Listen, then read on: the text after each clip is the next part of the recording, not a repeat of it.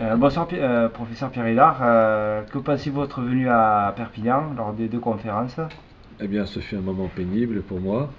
J'espère ne jamais y retourner. Mais blague à part, je suis ravi de ce séjour en pays catalan de France. Et grâce à vous, j'ai pu exposer différents éléments, que ce soit la construction européenne, les euro-régions en particulier. Et ce soir, exposer un peu les origines comment dire, de ce couple anglo-américain lié au judaïsme, pourquoi de tels liens. Et d'ailleurs, j'en profite pour dire que le livre de Carol Quigley, Histoire secrète de l'oligarchie anglo-américaine, aux éditions Retour aux sources, avec une préface de votre serviteur, sortira vers la mi-mai. Et le livre de cet universitaire permet vraiment de comprendre les origines profondes du nouvel ordre mondial via les élites anglo-américaines. Donc c'est un livre de première main que toute personne sensée se doit d'acquérir.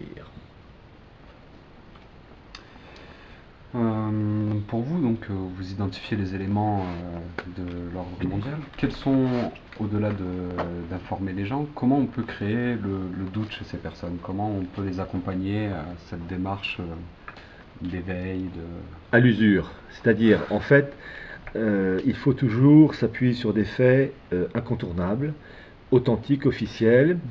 Les personnes qui ont l'esprit empoisonné, parce que c'est ça le problème, la plupart des gens ont l'esprit empoisonné par le système, par les médias actuels, euh, vont sur le coup se rebeller, mais quand même face à des documents irréfutables, ça va quand même trotter dans leur esprit et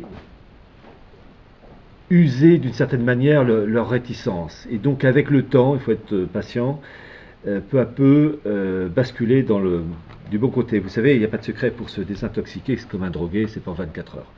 Et les gens aujourd'hui, peu importe l'origine sociale, niveau d'études, ont l'esprit déstructuré et infecté par l'esprit actuel, le refus du réel, le côté émotionnel, le peace and love, si tout le monde se donnait la main, il n'y aurait plus de guerre, des conneries de ce genre. Et donc, pour revenir à pied sur terre, il faut à ces gens-là et de bonne volonté, malgré tout, parce que vous avez des personnes qui ne sont pas animées de bonne volonté, qui sont des esclaves par nature, c'est triste à dire, mais ça existe.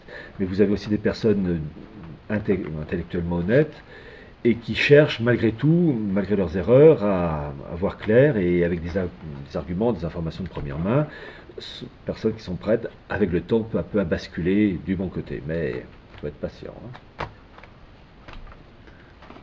Une autre question, l'intelligence méthodique. Est-ce que vous pouvez nous parler un petit peu du schéma de ce terme, intelligence méthodique?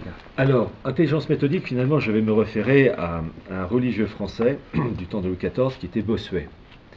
Et Bossuet a une formule, vous savez, de ces personnes qui vous donnent une formule en une phrase ou deux, qui vous font un livre de 300 pages. Et cette formule, c'est le plus grand dérèglement de l'esprit consiste à voir les choses telles qu'on le veut et non pas telles qu'elles sont. Et avec ça, ça vous fait un bouquin de 300 pages, donc vous voyez les économies. Et en fait, l'intelligence méthodique, c'est de toujours s'appuyer sur le réel, non pas en fonction de ses envies, de ses pulsions, mais en fonction de ce qui nous entoure et puis surtout de l'expérience du passé.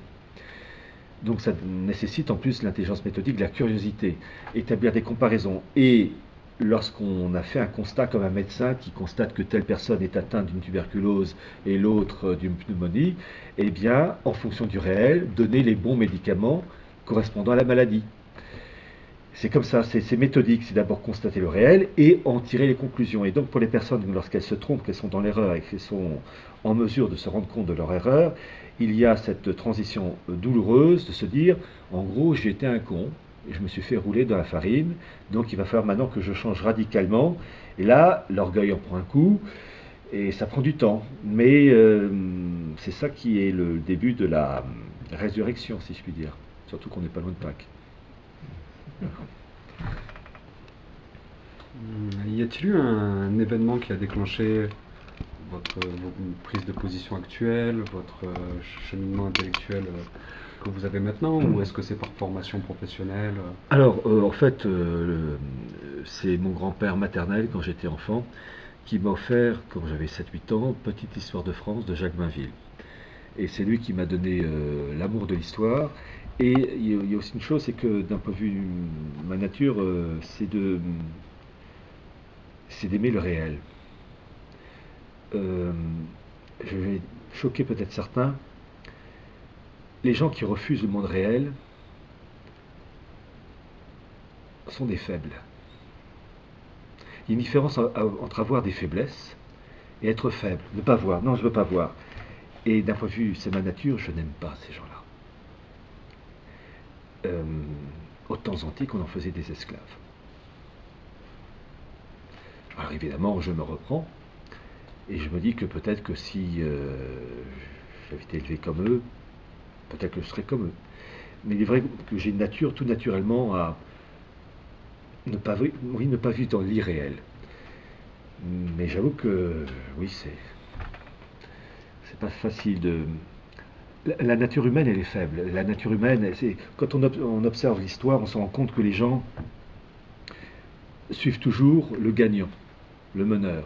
Alors quand le meneur pense bien, bah, tant mieux, mais quand il pense mal, et c'est plutôt ça qui caractérise l'histoire, eh bien la masse suit. Vous savez, il y a une formule d'un diplomate français, Charles-Maurice de Talleyrand, fin connaisseur de l'âme humaine, qui disait « agiter le peuple avant de s'en servir ». C'est le principe de Orangina. Bon.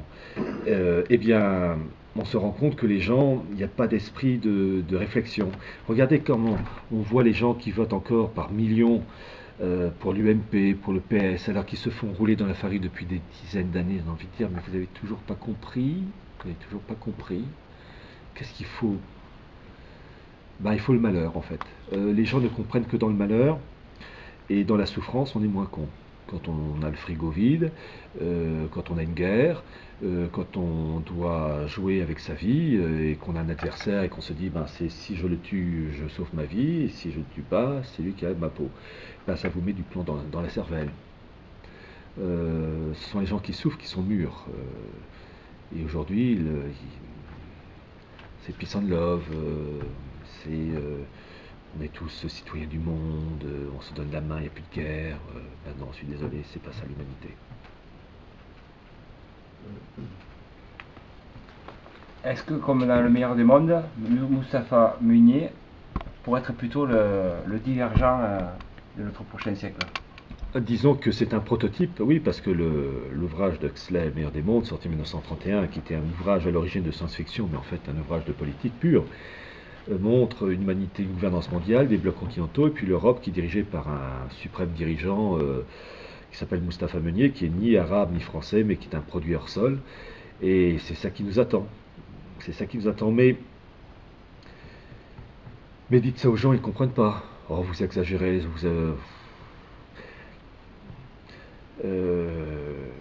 en fait, c'est triste à dire, mais le malheur, j'en reviens, met du plomb dans la cervelle. Et il faut, face à des gens qui sont abrutis par des émissions de la Secret Story et compagnie, il faut des coups durs. Vous savez, je pense aux Français, même aux Européens, mais jusqu'au XXe siècle, mettons 19e siècle, où la plupart des Français étaient paysans.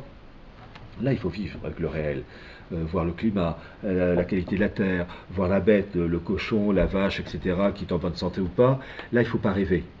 Et ça vous fait des hommes solides. Vous savez, on parle toujours de la guerre de 14-18.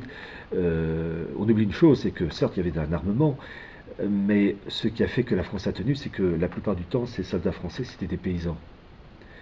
Et des gens solides. Avec leurs défauts, leurs faiblesses, évidemment, mais des gens solides. Qui avaient des moments de creux de vague, évidemment, parce que, évidemment, l'enfer de Verdun, mais qui ont tenu. Mais nous, on aurait vécu en 1914-1915, mais les 9/10 des Français n'auraient pas tenu, ils auraient eu leur crise de nerfs, leur incompréhension.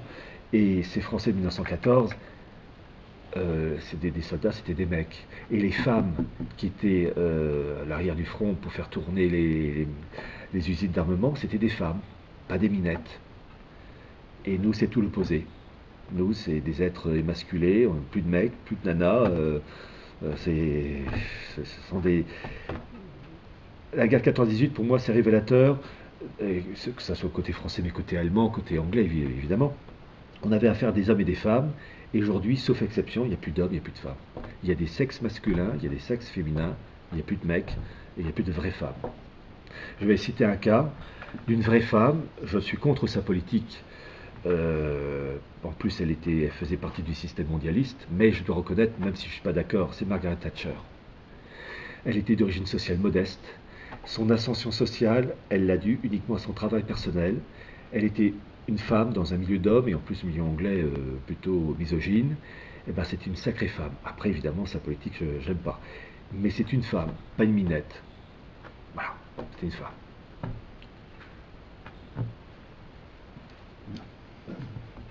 Des questions? Est-ce que vous voyez quand même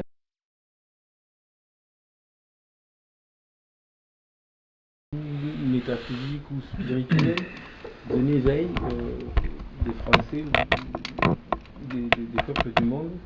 Alors déjà, les Français, oui, quand même, il y a toujours une minorité qui se réveille, parce que, bon, il y a quand même des personnes qui font du travail, qui diffusent des informations, donc il y a toujours un réveil, mais il faut quand même reconnaître que c'est quand même minoritaire. Oui, une prise de conscience, mais une prise de conscience qui touche une minorité. Et je dis toujours, en fait, la vraie bascule, c'est toujours dans le malheur. Euh, Quand vous voyez la jeunesse toujours plongée avec leur SMS, leur page Facebook, comment peuvent-ils s'élever quand ils s'intéressent aux futilités? Donc, il faut des choses. On mange quoi ce soir? Ben, il n'y a plus rien à manger. Il fait froid. Ben, mets un pull, mais j'ai plus de pull. Ah, ben, tu vas crever de froid. Il faut des choses primaires pour remettre les gens sur la bonne voie. C'est très ça à dire. Moi, personnellement, je m'en passerais parce que je risque en plus d'y passer. J'avoue que bon. Mais, euh, mais il faut des trucs primaires parce que les gens sont trop primaires pour revenir à des pensées justes. Il faut, j'appelle ça la politique de la schlag. Hélas, je voudrais tellement me tromper, mais il faut des événements durs. Et puis bon, à titre personnel, je crois en un coup de pouce à la Providence. Parce que humainement, c'est cuit. Hein. Ça, il ne faut pas se leurrer. Mais cuit ne veut pas dire ne rien faire. Il faut toujours reprendre la phrase de Sainte Jeanne d'Arc. De par Dieu, les hommes se battront. Et Dieu donnera la victoire, c'est qu'on fait de son mieux. Et avec le coup de pouce de la Providence, ça repartira. Parce que j'ai la certitude du renouveau. Mais on va, pardonnez-moi l'expression, en chier comme des Russes avant de remonter. Surtout qu'ils risquent, eux, de jouer un rôle particulièrement important en liaison avec le monde musulman contre l'Europe occidentale.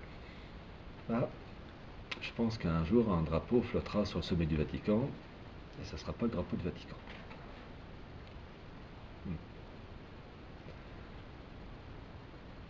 Est-ce que vous voyez par exemple certaines prophéties antiques ou plus récentes, comme celle de Baba Vanga ou des gens comme ça qui pourraient se réaliser, ou comme les secrets de Fatima, dont personne ne sait grand-chose encore aujourd'hui, mais Bah, disons que le secret de parce que vous Fatima, parlez du drapeau qui flotte sur un drapeau étranger qui flotterait sur le Vatican, c'est quand même repris dans pas mal de théories, de voyants, de médiums. ou de mystique, parce que les médiums, c'est pas catholique. Quand on est catholique, disons que on peut dire que le péché mortel existe aussi pour les États. Il existe pour les personnes, mais pour les États aussi. Ce que demandait la Sainte Vierge à Fatima n'a pas été réalisé, donc la Russie est toujours l'instrument qui servira de châtiment. Et donc, ça risque de... C'est, je crois, Saint Jean Bosco qui disait qu'il voyait les Russes faire boire leurs chevaux sur les bords du Tibre. Bon, on verra.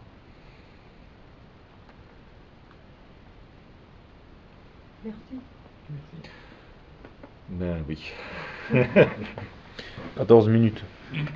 C'est bien. Terminé. C'est plaisir. Allez, vas-y, c'est bon. On refait la question. Donc, question bonus. Pourquoi est-ce qu'il y a un distinguo dans l'appellation de la Constitution, donc la Déclaration universelle des droits de l'homme et du citoyen? Pourquoi est-ce qu'on fait ce distinguo de l'homme et du citoyen alors que c'est pas expliqué ou pas repris dans la Constitution ensuite? Alors, droit de l'homme, évidemment, c'est la vision à l'échelle planétaire, et citoyen qui concerne le citoyen français.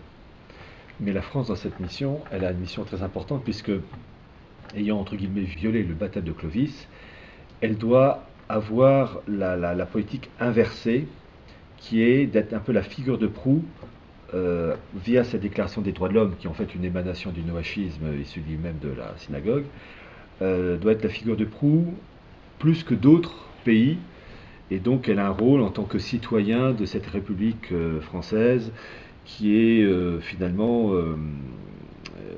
un oachisme institutionnalisé. Donc elle a un rôle particulier, donc le citoyen français, ou la France en règle générale, a cette mission particulière du fait de son reniement du baptême de Clovis. Donc droits de l'homme pour la planète entière, et la France a ce triste privilège d'avoir cette citoyenneté comme pour mettre en valeur ces droits de l'homme. Donc citoyen français qui joue un rôle particulier. Bon. J'ai une question, excusez-moi. Qu'est-ce que l'universel, vraiment? Le terme universel. Universel, ça dépend dans quel domaine. Universel au niveau de l'espace, universel... Alors c'est universel, parce que dans universel, il y a le mot un, unique. Voilà, c'est... Il y a une vision religieuse. Une vision religieuse, religieusement. Alors oui, effectivement, que ce soit dans l'islam ou dans le judaïsme, vous avez Dieu l'unique, monothéisme, mais vous avez, comme je l'ai dit tout à l'heure, ce caractère particulier du catholicisme, qui est ce dogme qu'on ne peut pas expliquer scientifiquement, qui est la Sainte Trinité, qui est abhorré et détesté par le monde juif et même musulman, parce qu'ils n'aiment pas cette chose-là, il faut le dire en toute franchise. Et donc c'est un universel trinitaire. Allez expliquer ça. Voilà, c'est un mystère, mais il y a des moments où l'humilité a du bon. C'est-à-dire qu'on doit se plier à des choses que l'intelligence humaine, même la plus grande ou la plus fine, ne peut pas expliquer. Mais le catholicisme a une vision universelle. C'est faire en sorte que le Christ soit le roi des nations. D'ailleurs, l'épiphanie, le 6 janvier, c'est quoi? Ce sont les rois mages, qui représentent un peu toutes les origines de l'humanité, qui rendent hommage à l'enfant Jésus, le roi des nations. C'est ça l'histoire. Et comme par hasard, Sainte Jeanne d'Arc est née un 6 janvier. Et comme par hasard, avec des guillemets, parce qu'en fait c'est un clin d'œil de la Providence, Sainte Jeanne d'Arc est née à Don Rémy. Donc il a l'abréviation de Domus, la maison de Rémy, le nom de l'évêque Saint Rémy, qui a baptisé et converti Clovis. C'est pour rappeler la mission particulière de la France. Et le caractère universel, la France est le porte-drapeau du Christ, roi des nations, et la France finit l'Église pour répandre la parole du Christ. Voilà, il y a un fond mystique, et donc la France est le pays à abattre en priorité comparé à la Finlande, Bangladesh ou l'Indonésie, parce que la France a cette marque qui la distingue des autres. Et pour le moment, elle est rebelle depuis 1789, mais ça va se terminer dans quelques temps. Comme on dit souvent l'histoire bégaye, pourquoi ne pas arriver à une alliance de circonstances comme on a connu sous François Ier, qui s'est allié avec Suleiman le Magnifique et les protestants allemands? Pourquoi pas un éveil, une union sacrée citoyenne de tous les citoyens français de toute origine et diversité face à l'inéluctable? Alors, ce principe, il faut déjà, quand on émet un souhait, il faut voir si ce souhait correspond au monde réel. Est-ce que des peuples ayant des référents religieux, civilisationnels différents peuvent tout d'un coup, par paquet de millions, s'entendre? Déjà, on a déjà du mal à se marier et à s'entendre avec une personne, alors que des millions ensemble, réunis, vous savez, la grande plaisanterie que le mariage c'est Sacha Guitry, le mariage est une merveilleuse institution qui permet d'affronter à deux des problèmes qu'on n'aurait jamais connus en restant seul. Alors quand il s'agit de deux personnes, déjà c'est pas facile, mais mettre d'accord des personnes par paquet de millions qui pensent différemment, vous savez, il n'y a pas de secret, la force d'un pays repose sur l'unité de sa culture. Ça, au même titre que pour se marier, il vaut mieux se marier avec quelqu'un qui a grosso modo la même origine sociale, la même tournure d'esprit religieuse, philosophique, pour éduquer les enfants quand on s'entend sur les bases et qu'on s'engueule entre guillemets que pour des petits détails, même mariage dur. Voilà, donc c'est pareil pour un peuple, il faut des référents communs de la vie de tous les jours, et avec ça un peuple tient, et puis un idéal aussi pour rehausser. Et dans la volonté du mondialisme, c'est de mélanger les peuples qui ne s'entendent pas, qui pouvaient s'entendre en restant respectivement dans leur pays d'origine, mais de fait de les mélanger, ça crée des zizanies parce que, comme au même titre on ne se marie pas avec tout le monde, au même titre on ne s'entend pas avec tout le monde. Il y a des peuples qui peuvent avoir des relations cordiales de pays à pays, mais qui, quand on les mélange, ça tourne au vinaigre. Et au profit de qui? Et donc, ça crée le malheur qui va justifier le passage à une étape supérieure au profit du mondialisme et de ses promoteurs. Je vous remercie pour votre dernier entretien et votre agréable et impressionnante tournée sur la région de Perpignan et sur Tête. Moi, en tout cas, je vous remercie de votre accueil et de ce excellent moment passé en votre compagnie à Perpignan, sur les terres catalanes françaises. Merci. Moltes grazie.